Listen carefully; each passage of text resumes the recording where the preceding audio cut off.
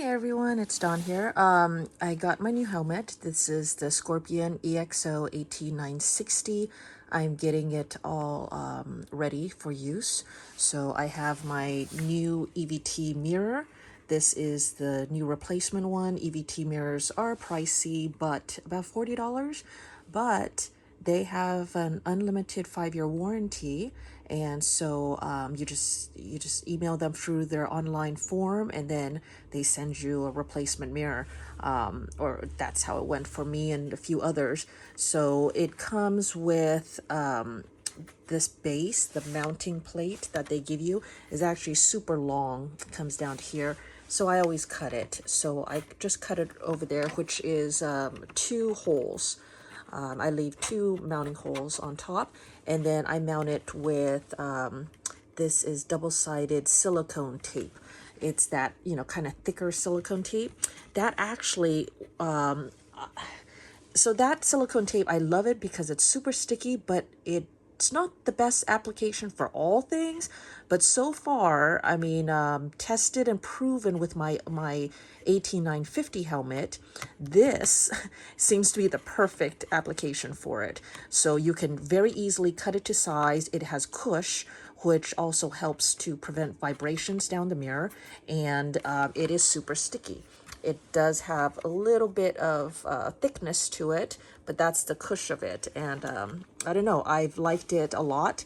I do have this very thin piece of Velcro that I do slide into one of the holes and secure it. It's just very easily slid around. And honestly, I don't think that this is necessary at all, but it just makes me feel better to have one. On my last helmet, I actually had 2. I had one through one hole and the second one through the other hole, and I made an X to make it super secure. And honestly, I don't think that I ever needed it. So for this one, I was just going to do the tape, but the tape needs a little bit of time to adhere and to settle, to set, I don't know, adhesives. So to get the best out of adhesives, you clean the surfaces with 99% alcohol or something like lacquer thinner, which is what Marty likes to use. You prep the surface with that first, and then you stick your adhesive, whatever adhesive it is, and then you heat it up. The heat will actually activate and make the adhesive a little bit gummy. Don't heat it up too much. Just heat it up a little bit just to make it gummy, and then smoosh it on. And then usually you want to maintain pressure on it until it cools. And then after, cooling and sitting for a few hours, then it is actually set and secure. Now, I rarely ever go through all of those steps, but just so you know, those are the steps that would give you the best adhesions if you ever have issues with things not sticking too well. So anyways, so maybe I just have this on just to add some pressure, some nice even pressure until it is completely set, and then I can take that off if I want to. Although knowing me, I'll probably just leave that on forever just because it gives me a little bit of peace of mind, even if I know that it's not truly doing anything. Now, the other thing that I did, you'll see there's a little bit of a waviness to it, and there's a little bit of bubbling up on the plow. Maybe you can't see it because my video quality sucks. Oh, whoa, look at that. It just like totally focused in. Okay, you see that little bit of bubbling? That's where I messed up. I heated it a little bit too much. So what's going on there is that this thing is actually curved. It has quite not, I don't know, it's not too severe, but there is a curve, and this is flat. So I just heated this up and bent it to make it more flat so that it would fit against this much better, instead of having a curve where it'd be bumped up. So that's what I did for that. Now, the AT-960, I am absolutely thrilled with it. It looks gorgeous. I will spend a little bit more money for a pattern that I like or colors that I like. I did get the purple mirrored shield as well, and I love the purple, so I can't wait to use that. This right now, the EVT is the standard length. I do have extra linkages to make it longer if I so wish, but I think that I'll start with that and see how that goes. They did send this piece off, so you can choose to put this on or just remain with the little side plates. I took off the side plates and put this on because I do like it. Okay, so here is the other thing. I'm installing my Cardo, which is my intercom system. I totally recommend this. This one is the Cardo PackTalk Edge, and right now I'm going through the steps to install that. The Cardo's super pricey. The best deal is to order 2 of them and then split it between another rider. And there are places that they go on sale and they have specials and stuff like that. But it is pricey, but I think it's totally worth it. I can play my music, and my music will play the entire time of the ride, even when people are talking. It'll just lower down the volume of my music, but music's still there while people are talking. So that's great. And then it comes with JBL speakers too. The sound quality is just excellent. So usually when you mount these onto helmets, then you have to run it across the back here, and then you have to figure out how to squish all the extra wires in. But something different about this helmet is that it has this little side plate. Now this little side plate is actually meant to work with their communication system. I am modifying it to work with me. So I guess I wasn't going to make a video, and then I was doing all this and I was like, oh wow, I'm making a lot of modifications, maybe I should make a video. So this is just an afterthought. Anyways, so all right, see, I'm not even ready. I don't have my stand or anything all ready to do this, but basically this side plate is built in, and it goes like this. Goes like this. Okay, so you push down this little tab, take a little teeny tiny screwdriver, so teeny tiny, and very gently, because this plastic is soft, once you push down this tab, very gently ease this out, and it's going to swivel down here like this, and then it's just going to pop out. That's going to reveal this inner secret chamber. And I think that their system snaps into this little chamber. But what I'm going to do is I mounted my Cardo up here. Now how I mount, because the shape of it is not exact, so I actually put Velcro with the hook side or the soft side on the helmet, and then the loop side is the soft side. Loops is on the helmet, and then the hooks is the hard side, is on the Cardo itself. Not that I've ever needed to take it off, but so anyways, that way it's easy for me to just pop this on and off, which I never really take it off anyways. But all right, so I took this off, and then I saw, hey, look at that, that's awesome. They actually provide you a little hole to go directly into the helmet. So I drilled out a hole, and then I used the Dremel to make this hole bigger, because now I need to put these through, and the hole needs to be big enough to go with this. And then afterwards, I don't know, I can silicone or whatever. So put the big one in first. Sorry, I'm holding my phone, all right, so forgive me.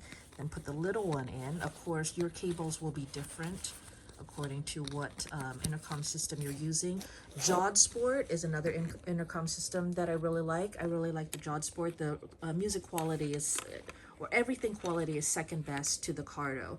The Cardo is the best, but the thing with the Cardo is if you have a bunch of people in your group using Cardo, it is much easier to get everyone on the comms if they all have Cardos, and if they all have the same model Cardos, that's even easier and stuff like that. So anyways, Cardos kind of like the thing, and I did fight against that for the longest time because it is pricey, but it is worth it in the end. So anyways, I run the wires through here and cut the hole, run the wires through here, and then I'm going to run the wires through here. Now I have to pop out this. This is part of the whole padding system, so I'm going to pop this out, and then now I can run the wires through here as well. So now the wires are coming down the bottom here, and